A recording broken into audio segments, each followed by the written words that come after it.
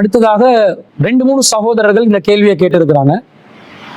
என்ன கேட்கிறாங்கன்னா, இஸ்லாத்தில் கண்திருஷ்டி என்பது உண்மையா என்ற கருத்தில் கேள்வி கேட்கிறாங்க. ஒருத்தர் எப்படி கேட்கிறாருண்டா, கண்ணூறு பலிக்குமா, இஸ்லாத்தில் கண்திருஷ்டி என்பது உண்மையா, இதை இஸ்லாம் அங்கீகரிக்கிறதா, இது குறித்து நபிமொழிகளில் பல தகவல்கள் உள்ளடண்டு புகாரில முஸ்லிம்ல வரக்கூடிய ஹதீஸ் எண்களை பதிவு செஞ்சு, பொறாமை கொண்டு அல்லது ஆச்சரியமான பார்வை ஒருவர் மீது விழும்போது அதன் மூலம் அவருக்கு தீங்கு ஏற்படும் என்பதை இஸ்லாம் ஏற்றுக்கொள்கிறதாண்டு வரக்கா முறையை சேர்ந்த சகோதரர் சிப்பான் அவர்கள் கேள்வி கேட்டிருக்கிறார். இதே போல மாத்தளையை சேர்ந்த சகோதரி ஒருவர் கேள்வி கேட்கிறாங்க, கண்ணூர் என்பது இஸ்லாத்தில் உள்ளதா என்று கேட்கிறாங்க. அதே போன்று ஒரு ஹதீஸ மேற்கோள் காட்டி இந்த ஹதீஸின் நிலை என்ன என்று சகோதரர் தௌசிக் அவர்கள் கேட்கிறார்கள். அவர் அதுல ரசூல் ஸல்லல்லாஹு அலைஹி வஸல்லம் ஒரு துஆ சொல்றாங்க, அஊது பி கலிமாத்தில்லாஹி தாம்மத்தி மின் குல்லி ஷைத்தானின் வஹாம்மத்தி வ மின் குல்லி ஐனின் லாம்மா என்று சொல்லக்கூடிய புகாரில 3371வது ஹதீஸ மேற்கோள் காட்டி கேட்கிறாங்க. இவங்க எல்லாத்துடையும் கேள்வியில சாராம்சம் என்னன்னா, இஸ்லாத்துல கண் திருஷ்டி உண்டா, கண்ணேறு என்பது இஸ்லாத்தில் இருக்கிறதா என்பதுதான் அவர்களுடைய கேள்வியின் சாராம்சமாக இருப்பதை பார்க்கிறோம். இந்த கண்ணோரி என்பது சம்பந்தமாக ஹதீஸ் நூட்கள்ல அறிவிப்பாளர் வரிசை, நம்பகமான வரிசையில் பல செய்திகள் அறிவிக்கப்பட்டிருப்பதை பார்க்கிறோம். உதாரணமாக அபூ ஹுரைரா ரலியல்லாஹு அன்ஹு அவர்கள் அறிவிக்கக்கூடிய ஒரு ஹதீஸ் புகாரில 5740வது செய்தியா வருது. அல் ஐனு ஹக்குன், கண் திருஷ்டி என்பது உண்மையே என்று ஒரு செய்தி வருது. அதே போல நபிகள் நாயகம் ஸல்லல்லாஹு அலைஹி வஸல்லம் அவர்கள் சொன்னதாக புகாரில 5738வது செய்தியில ரசூல் ஸல்லல்லாஹு அலைஹி வஸல்லம் கண் திருஷ்டிக்காக ஓதி பார்க்க சொன்னாங்க என்ற மாதிரி கருத்துல ஒரு செய்தி வருது. அன் ஆயிஷத்த ரலியல்லாஹு அன்ஹா காலத், ஆயிஷா ரலியல்லாஹு அன்ஹா சொன்னாங்க, அமரணி ரசூலுல்லாஹி ஸல்லல்லாஹு அலைஹி வஸல்லம், ரசூல் ஸல்லல்லாஹு அலைஹி வஸல்லம் எனக்கு கட்டளையிட்டார்கள், அவ் அமர ஐயுஸ்தர்கா மினல் ஐனி, அல்லது கண்ணூரில் ஏற்படக்கூடிய தீயவற்றிலிருந்து விடுபடுவதற்காக ஓதி பார்க்குமாறு நபி ஸல்லல்லாஹு அலைஹி வஸல்லம் அவர்கள் கட்டளையிட்டார்கள் என்ற ஒரு செய்தி வருது. அதே போல அனஸ் ரலியல்லாஹு அன்ஹு அவர்கள் அறிவிக்கக்கூடிய சஹீஹ் முஸ்லிம்ல 4072வது செய்தியில அனஸ் இப்னு மாலிக்கின் ஃபிர் ருகா, அனஸ் இப்னு மாலிக் ரலியல்லாஹு அன்ஹு அவர்கள் அறிவிக்கிறார்கள், ஓதி பார்ப்பது சம்பந்தமாக வரக்கூடிய செய்தியில கால ருஹிஸ ஃபில் ஹுமதி வன் நம்லதி வல் ஐனி, அல்லாஹ்வின் தூதர் ஸல்லல்லாஹு அலைஹி வஸல்லம் கண்ணூருக்காகவும் விசக்கடிக்காகவும் சின்னம்மை ஆகியவற்றுக்காக ஓதி பார்ப்பதற்கு அனுமதி தந்தார்கள் என்ற ஒரு செய்தி வருது. அதே போல நபி ஸல்லல்லாஹு அலைஹி வஸல்லம் அவர்கள் கூறியதாக புகாரில 5705வது செய்தியில கால லா ருக்கியத இல்லா மின் ஐனின் அவ் ஹுமத்தின், இதை இம்ரான் இப்னு உசைன் ரலியல்லாஹு அன்ஹு அவர்கள் அறிவித்ததாக ஒரு செய்தி வருகிறது. ஓதி பார்த்தல் என்பது கண்ணேறு அல்லது விஷக்கடி தவிர வேறு எதற்காகவும் இல்லை என்று சொன்னதாக ஒரு செய்தி வருகிறது. அதே போன்று சஹீஹ் புகாரியிலே 5739வது செய்தியில நபி ஸல்லல்லாஹு அலைஹி வஸல்லம் ஒரு முறை கடந்து வரும்போது, இது உம்மு சலமா ரலியல்லாஹு அன்ஹா அவங்களை அறிவிக்கிறதா வருது, ரஆஃபி பைத்திஹா ஜாரியத்தன், ரசூல் ஸல்லல்லாஹு அலைஹி வஸல்லம் உம்மு சலமா ரலியல்லாஹு அன்ஹா வீட்டுக்கு அருகில ஒரு சிறுமியை பார்க்கிறாங்க. ஃபீ வஜ்ஹிஹா ஸஃபாத்துன், அந்த சிறுமியின் முகத்தில் கருண் சிவப்பான படர்தார்மறை ஒன்று இருந்தது. ஃபகால, ரசூலுல்லாஹ் அவங்களுக்கு சொன்னாங்களாம், இஸ்தர்கூலஹா, அவருக்கு நீங்க ஓதி பாருங்க, ஃபஇன்ன பிஹன் நலுரா, அவருக்கு ஒரு பார்வை விழுந்துள்ளது என்று ஒரு செய்தி வருது. அதே போன்று சஹீஹ் முஸ்லிம்ல 4405வது செய்தியாக அல் ஐனு ஹக்குன், கண்ணூர் என்பது உண்மை, வலவுக்கான செய்உன் சாபக்கல் கதற, விதியை ஒரு காரியம் முன்னோக்கி செல்லும் என்றால் முஞ்சும் என்று சொன்னால் சபக்கத்துகுல் ஐனு, அதை கண்ணுதான் என்ன செய்யும், கண்ணேறுதான் முந்திக் கொள்ளும்.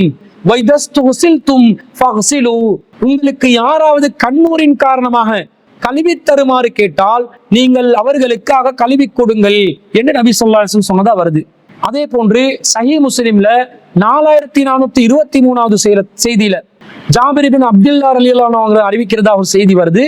ரசூல் ஸல்லல்லாஹு அலைஹி வஸல்லம் பாம்பு கடிக்காக வேண்டி ரஹ்ஸன் நபி ஸல்லல்லாஹு அலைஹி வஸல்லம் லி ஆலி ஹஸ்மின், ஹஸ்ம் குடும்பத்தாருக்கு ஓதி பார்ப்பதற்கு ரசூல் ஸல்லல்லாஹு அலைஹி வஸல்லம் அனுமதி கொடுத்தாங்க. எதுக்கு? ஃபீ ருக்பத்தில் ஹய்யதி, பாம்பு கடிக்காக ஓதி பார்க்கறதுக்கு அனுமதி கொடுத்ததாகவும், வகாலலி அஸ்மா பின்த் உமைஸ், அஸ்மா பின்த் உமைஸ் அவர்களிடம் ரசூலா கேட்கிறாங்க, மாலி அரா அஜ்ஸாம் பனி அஹி சாரிகத்தன் துஸீபுஹுமுல் ஹாஜது, ஜாஃபர் இப்னு அபீ தாலிபுடைய குடும்பத்தாருக்கு என்ன நேர்ந்தது, அவர்கள் உடல் மெலிந்தவர்களாகவும் அவர்களுக்கு என்றைக்கும் வறுமையாகவும் உள்ளதே என்று நபி ஸல்லல்லாஹு அலைஹி வஸல்லம் கேட்டாங்களாம். அப்ப அதுக்கு அஸ்மா பின்த் உமைஸா அவங்க சொல்றாங்க, காலத் லா வலாக்கின்னல் ஐனு துஸ்ரிஉ இலைஹிம், அல்லாஹ்வின் தூதரே அது அவர்களுக்கு அடிக்கடி கண்ணூறு ஏற்படுது, அதனால தான் அவங்க மெலிஞ்சி போறாங்க என்று சொன்னதாகவும், கால இர்கீஹிம் அவங்களுக்கு ஓதி பாருங்களே அப்படின்னு சொன்ன உடனே காலத் ஃபஅரல்து அலைஹி அவங்க மந்திரிக்கிற முறைகள் எல்லாத்தையும் ரசூலுல்லாஹ்க்கு எடுத்து காட்டினாங்களாம். ரசூலுல்லாஹ் சொன்னாங்களாம் ஃபகால இர்கீஹிம் அவங்களுக்காக நீங்க இதனை கொண்டு ஓதி பாருங்க என்று சொன்னதாக ஒரு செய்தி வருது.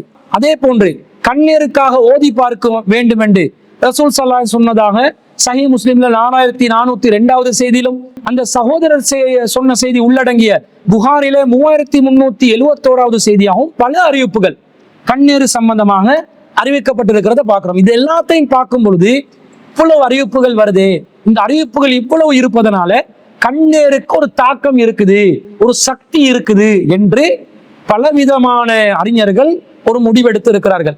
அப்படி முடிவெடுப்பதற்கு இந்த மார்க்க அடிப்படையிலே இந்த கண்ணீர் என்பது தாக்கம் செலுத்தக்கூடிய நிலையில் இருக்கிறதா என்பதை இந்த சொன்ன ஒவ்வொரு அறிவிப்புகளையும் கூர்ந்து கவனித்து ஆய்வு செய்கின்ற நேரத்தில் அறிவிப்பாளர் வரிசையிலே நம்பகமானதாக இருக்கிறது என்ற அடிப்படையில் பார்க்கும்போது இந்த செய்திகள் சரியான செய்திகளாக இருந்தாலும் இந்த செய்திகளுடைய கருத்தை எடுத்து பார்க்கும் பொழுது பல கோணங்களில் இஸ்லாத்தின் அடிப்படைகளுக்கும் அல் குர்ஆனின் போதனைகளுக்கும் மாற்றமாக இருப்பதை நாம் அறியக்கூடியதாக இருப்பதை பார்க்க முடிகிறது. அது எப்படி மாற்றமாக இருக்கிறது என்பதை நாங்கள் ஒவ்வொன்றாக அலசி ஆராய வேண்டும். இதுல முதலாவது பாருங்க, கண்ணீர் என்பது உண்மை என்று வந்துச்சு. அது மட்டும் வந்துச்சா? அது மட்டும் வரல. யாராவது கண்ணீர் பட்ட நிலையில் உங்களிடம் கழுவி கேட்டால் அவர்களுக்கு நீங்க கழுவி கொடுங்க அப்படின்னு வருது. எதை கழுவி கேட்டா எதை கழுவி கொடுக்கணும்? அந்த ஹதீஸ்ல எப்படி வருது? ரசூலுல்லாஹ் சொல்றாங்களாம், அல் ஐனு ஹக்குன், கண்ணீர் உண்மை, கண்ணீர் என்பது உண்மை.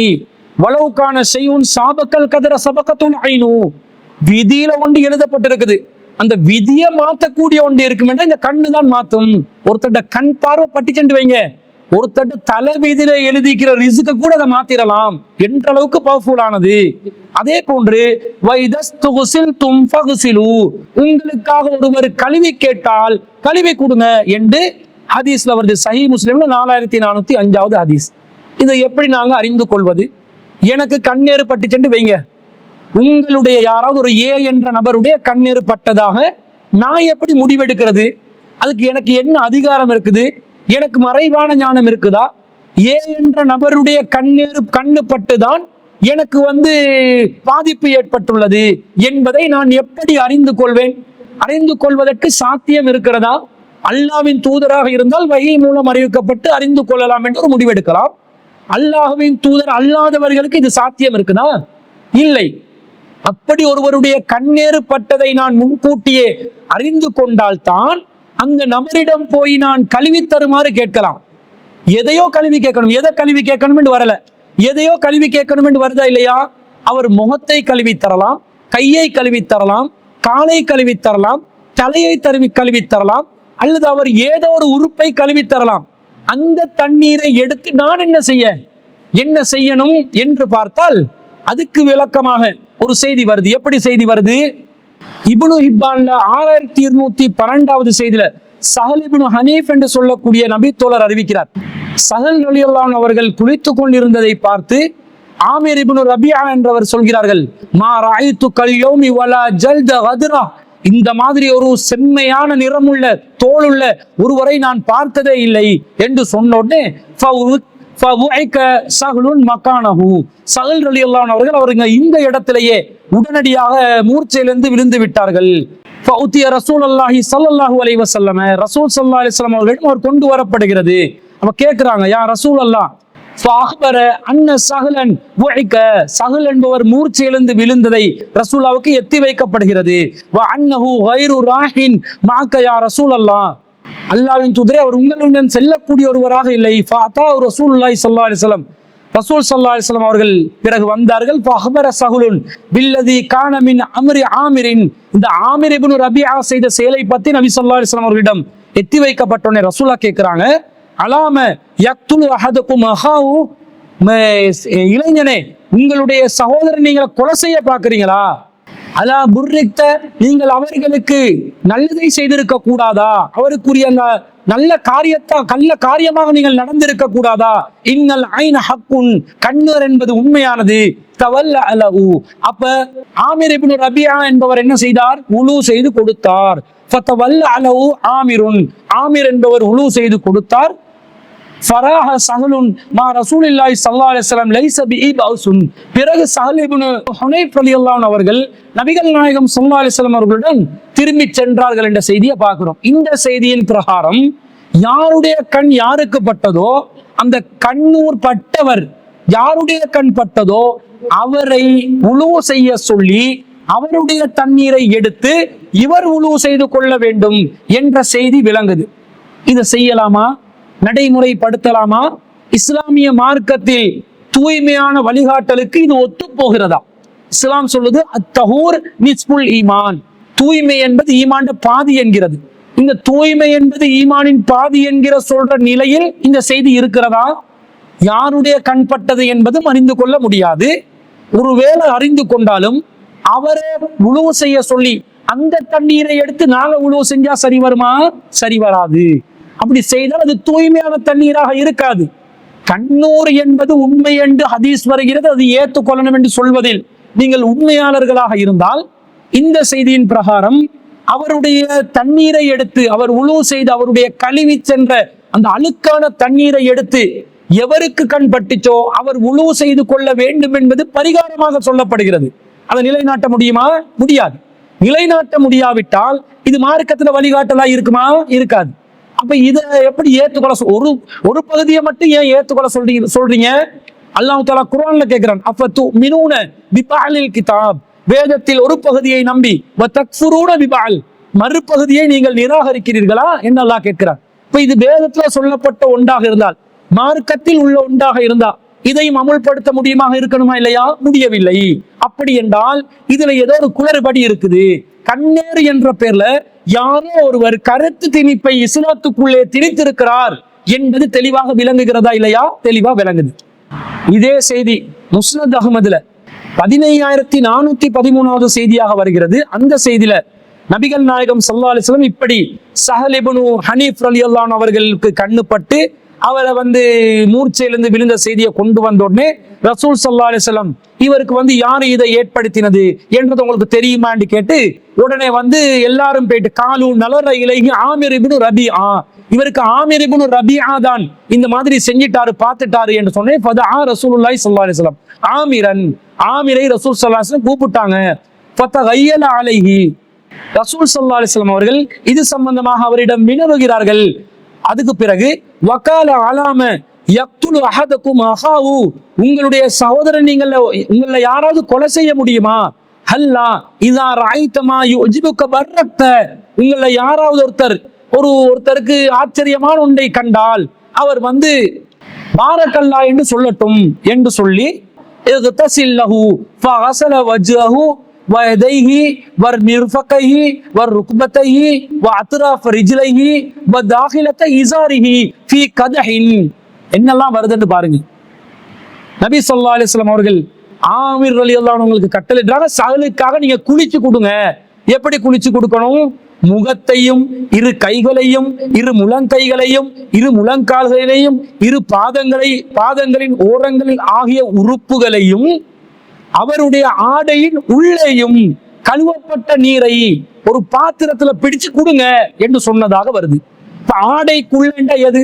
மர்ம உறுப்புகளையும் கழுவப்படணுமா இல்லையா? உழு பகுதி மட்டுமல்ல, மர்ம உறுப்பு பகுதி முன்புறம் பின்புறம் மறைவிடங்கள் எல்லாத்தையும் கழுவி கொடுத்து இன்னொருத்தருக்கு உழு செய்ய சொன்னா அவன் கோமா ஸ்டேஜுக்கு போயிட்டுவானா இல்லையா?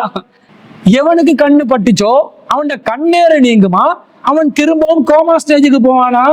இது சுத்தம் சொன்ன மார்க்கத்துல இப்படி ஒரு வழிகாட்டல் இருக்குமா? இருக்காது. அப்ப என்ன வருது? கண்ணேறு என்பது உண்மை என்று சொல்ற மாதிரி செய்தியில இந்த மாதிரி அசிங்கமான அருவருப்பான தூய்மைக்கு எதிரான வழிகாட்டல் வருது. இதை எப்படி ஏத்துக்கொண்டது? அதை ஏத்துக்கொண்டவங்க இதை மறுக்கிறீங்க, இதை ஏத்துக்கொள்ள வேண்டியதுதானே? ஏத்துக்கொள்ள மாட்டார்கள். அப்ப ஏதோ ஒரு குழப்பம் இருக்குதுன்னு விளங்குதா இல்லையா? கண்ணீரை யாரெல்லாம் நியாயப்படுத்துறாங்களோ அவங்க இந்த மாதிரி யாருடைய கண் பட்டுச்சென்று கண்டறிவதற்கு ஏதாவது ஒரு கலையை வச்சிருக்கிறாங்களா? அல்லது ஏதோ ஒரு கலை மூலம் கண்டறிந்தாலும் அவரை குளிக்க சொல்லி மறைவிடங்கள் எல்லாம் கழுவித்தர சொல்லி உழு செய்ய சொல்லி அந்த தண்ணீர் எடுத்து கண்ணு பட்டவருக்கு உழு செய்ய வைப்பாங்களா? மார்க்க தீர்ப்பு ஃபத்வாக்கள் இப்படி வழங்குவார்களா? வழங்க மாட்டார்கள். அப்ப பிழையான கருத்து விளங்குது. அடுத்தது பாருங்க, கண்ணுக்கு என்ன சக்தி இருக்குது? கண் ஒவ்வொரு உறுப்புக்கும் ஒவ்வொரு சக்தி இருக்குது, இல்லாம இல்ல. அப்ப கண்ணுக்கு இருக்கக்கூடிய ஒரு சக்தி என்னன்னா, கண்ணால பார்க்கும் சக்தி இருக்குது. ஒன்றை பார்க்கலாம், அதுக்கு ஒரு எல்லை இருக்குது, அந்த எல்லையை தாண்டி பார்க்க முடியாது. அப்ப விஷுவல் லிமிட் ஒன்று இருக்குது, அந்த விஷுவல் லிமிட்டுக்குள்ள எதையும் பார்க்கலாம். அடுத்த கண்ணால் என்ன செய்யலாம்டா, கண்ணால எதிர்ப்பானை கவரலாம். ஒரு பெண்ணுக்கு ஆணையும் ஆணுக்கு பெண்ணையும் கண்ணால கவரலாம். கொஞ்சம் ஒரு மாதிரி கண்ணை ஒரு மாதிரியா வச்சு பார்த்தா அது ஒரு விதமான ஒரு கவர்ச்சியை உண்டு பண்ணும். கண்ணை அடிச்சு பெண்களை மயக்கிறது, கண்ணை கண்ணால பார்த்து மயக்கிறது, இந்த மாதிரி வேலைகளை பண்ணலாம். அடுத்தது கண்ணால் என்ன செய்யலாம், ரஃப்பா இருக்கலாம், ரஃப்பா காட்டலாம், கோபத்தை காட்டலாம். அப்படியே கண்ணை விழி பிதுங்கி கொண்டு வெளியே வர மாதிரி எடுத்து பார்த்த வேண்டாம், இவன் கோபத்தில் இருக்கிறான், மேற்படியான் கோபத்தில் இருக்கிறான், எனவே நைசா நலிவிடணும் என்றது விளங்க வைக்க கண்ணை பயன்படுத்துவான். இதை விட்டுட்டு கண்ணை வச்சு கொண்டு ஏதாவது மேஜிக் பண்ணலுமா, இந்த இருக்கிற சேர் எல்லாத்தையும் மேல பறக்க வைக்கலுமா, ஒரு மனுஷனை மேல பறக்க வைக்கலுமா, அல்லது ஒரு பொருளை உடைக்கலுமா? ஏலாம். ஏன்னா நோக்கு வர்மம் என்று சொல்லி எல்லாம் பொய்ய விடுவாங்க. ஏழாம் அறிவு இருக்கிறது, நோக்கு வர்மம் இருக்கிறதுன்னு ஒருத்தனை ஒரு நோக்கம் கிடையாது, ஒரு நோக்கு வர்மமும் கிடையாது. எவனை ஹிப்னோட்டிசம் பண்ணி கண்ணால ஒருவனையும் வீழ்த்த முடியாது. அப்படி வீழ்த்துவதாக சொல்பவர்கள் எல்லாம் ஃப்ராடு பேர்வழிகள். ஒண்ணுமே அப்படி ஒரு சக்தியை கொடுக்கவில்லை. அப்படி ஒரு சக்தி எல்லாம் கொடுத்திருந்தா அது நடைமுறையில் இருக்கணும். அப்படி யாருக்காவது செய்யலாமா? நம்மளை ஹிப்னோட்டிசம் பண்ண சொல்லுங்க, கண்ணால ஹிப்னோட்டிசம் பண்ணி நம்மளை மயக்க சொல்லுங்க, மயக்க முடியுமா? முடியாது. தூங்க வைக்கிறதுக்குரிய ஏற்பாடு, அதுக்குரிய செட்டப்பை பண்ணி தூக்க மாத்திரையை கொடுத்தா தூங்குவானே தவிர ஒருத்தனை கண்ணாலேயே மயக்கி அப்படியே அவனை மூர்ச்சியிலிருந்து விழ வச்சு இந்த சக்தி கொடுக்கப்படல. சரி, இது நாங்க அறிவியலா பேசுறது தானே. அந்த ஹதீஸ்ல என்ன வருது, சாலிபுன் ஹனீஃப் ரலியல்லாஹு அன்ஹு அவர்களை ஆமீர் இப்னு ரபியா அவர்கள் என்ன அழகு என்று சொன்ன உடனே அவர் மூர்ச்சியிலிருந்து விழுந்தார் என்று சொல்லப்பட்டதா தானே வருது. இன்னைக்கு ஒரு மனிதன் பெண்களை பார்த்தோ, சினிமா நடிகைகளை பார்த்தோ, அல்லது அழகானவர்களை பார்த்து ஆணோ பெண்ணோ என்ன அழகு என்று சொல்லக்கூடிய நிலைகள் வருவதில்லையா? வருகிறது. இப்படி சொன்ன உடனே ஆக்கள் எல்லாம் கீழே விழுறாங்களா? விழவில்லை. இது மாத்திரமல்ல, யூசுப் அலைஹிஸ்ஸலாம் அவர்களுடைய அழகுக்கு நிகரான ஒரு அழகு இல்லைன்றதை நாங்கள் கேள்விப்பட்டிருக்கிறோம். அதை பத்தி அல் குர்ஆன் அல்லாஹ் சொல்லும் போது அந்த பெண்கள், சதி செய்த பெண்கள் யூசுப் அலைஹிஸ்ஸலாம் அவர்களை பெண்கள் மத்தியிலே நடமாடுவதற்கு கட்டளையிடுகிறார்கள். அந்த நேரத்தில் யூசுப் அலைஹிஸ்ஸலாத்தை பார்த்து என்ன சொன்னாங்க? அல்லாஹ் தஆலா திருக்குர்ஆன்ல 12வது அத்தியாயத்துல 31வது வசனத்துல அல்லாஹ் சொல்கிறான், ஃபலம்மா ரஅய்னஹு, அந்த பெண்கள் இவரை கண்ட உடனே அக்பர்னஹு, அப்படியே மலர்ந்து போனார்கள். வகத்தஅன ஐதியஹுன்ன, அவர்களுடைய கைகளையும் வெட்டி கொண்டார்கள். வகுல்ன, அவர்கள் சொன்னார்கள், ஆஸலில்லா, அல்லாஹ் தூய்மையானவன், மா ஹாதா பஷரன், இவர் மனுஷனே இல்லை, இன் ஹாதா இல்லா மலக்குன் கரீம், இவர் ஒரு கண்ணியமான மலக்காக இருக்கிறார், இன்னும் அழகு என்று சொன்னார்கள். அப்போ யூசுப் அலைஹிஸ்ஸலாம் உடனே மூர்ச்சியிலிருந்து விழுந்தாரா? அவருக்கு நோய் வந்துச்சா? அந்த நோயிலிருந்து யூசுப் அலைஹிஸ்ஸலாத்துக்கு கண்ணேற்பட்டு மூர்ச்சியிலிருந்து விழுந்து கஷ்டத்துக்கு உள்ளாகி அதை நீக்குவதற்காக அந்த பெண்கள் எல்லாத்தையும் உழு செய்ய வச்சு அந்த பெண்களுடைய அந்தரங்க உறுப்புகளை எல்லாம் கழுவ வச்சுதான் யூசுப் அலைஹிஸ்ஸலாம் உழு செய்தார்களா? என்ன சட்டம் சொல்றாங்க? அல் குர்ஆனுக்கு நேரடியா மோதுது, குர்ஆனுடைய அடிப்படையை தகர்க்குது. இந்த நம்பிக்கையை நம்ப சொல்றாங்களே, அல்லாஹ்வுடைய தூதருடைய பேர்ல இட்டு கட்டி சொல்லி இருக்கிறாங்க. இஸ்லாத்துக்குள்ள இல்லாத ஒரு கொள்கையை நுழைவித்து இருக்கிறாங்க. அதை எப்படி நம்புறது? நம்ப முடியாது.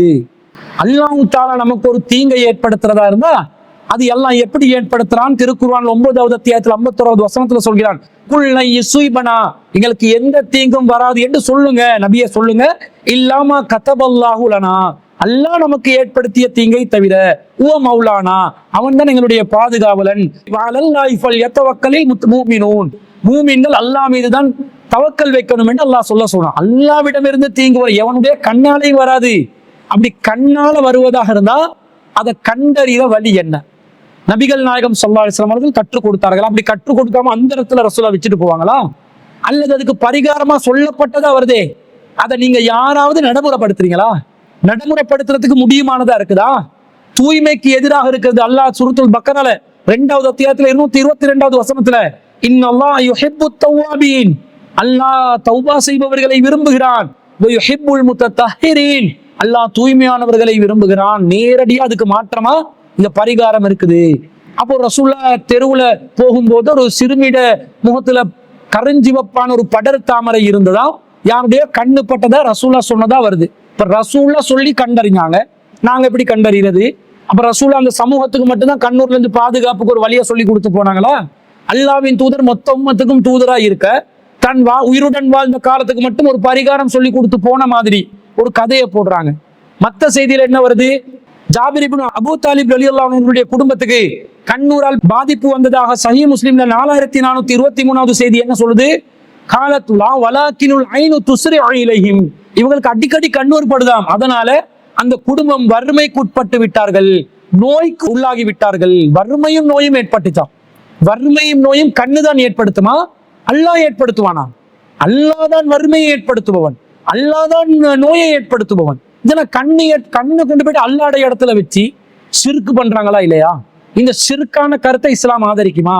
ஒரு ஷிர்க்குக்கு வக்காலத்து வாங்கும் ஒரு கருத்தை ஹதீஸ் என்ற பேர்ல அறிவிப்பாளர் வரிசை நம்பகமான நிலையில் அறிவிக்கப்பட்ட நாங்க ஏத்துக்கொள்ளணுமா? ஏத்துக்கொள்ள முடியாது. ஷிர்க்குக்கு ஆதரவாக வரக்கூடிய எந்த கருத்தும் எந்த நபிமொழியும் ஹதீஸாக வராது. எனவே கண்ணீரை விட்டு பாதுகாப்பு தேடக்கூடியதாக வரக்கூடிய ஹதீஸ்களும் இதன் அடிப்படையில் நிறுத்தி வைக்கப்பட வேண்டிய ஹதீஸ்கள், ஏற்றுக்கொள்ளத்தக்க நிலையில் இல்லாத செய்திகள் என்ற முடிவுக்கு வரணுமே தவிர, கண்ணீர் என்ற பேர்ல மக்களை பயமுறுத்தி ஏமாத்தி நிறைய பேரு பொருளாதாரத்தை சூறையாடி கொண்டிருக்கிறார்கள் என்பது தெள்ள தெளிவாக விளங்குகிறது. அல் குர்ஆனுக்கு மாற்றமாக, நிதர்சன உண்மைக்கு மாற்றமாக, இஸ்லாத்தின் அடிப்படைக்கு மாற்றமாக இருக்கக்கூடிய இந்த கண்ணீர் என்பதை நாங்கள் ஒருபோதும் ஏற்றுக்கொள்ள கூடாது என்பதுதான், அதுவும் ஒரு மூட நம்பிக்கை என்பதுதான் இஸ்லாத்தின் அடிப்படையாக இருக்கிறது என்பதை இந்த கேள்வி கேட்டவர்கள் அனைவர்களுக்கும் பதிலாக நாம் பதிவு செய்து கொள்கிறோம்.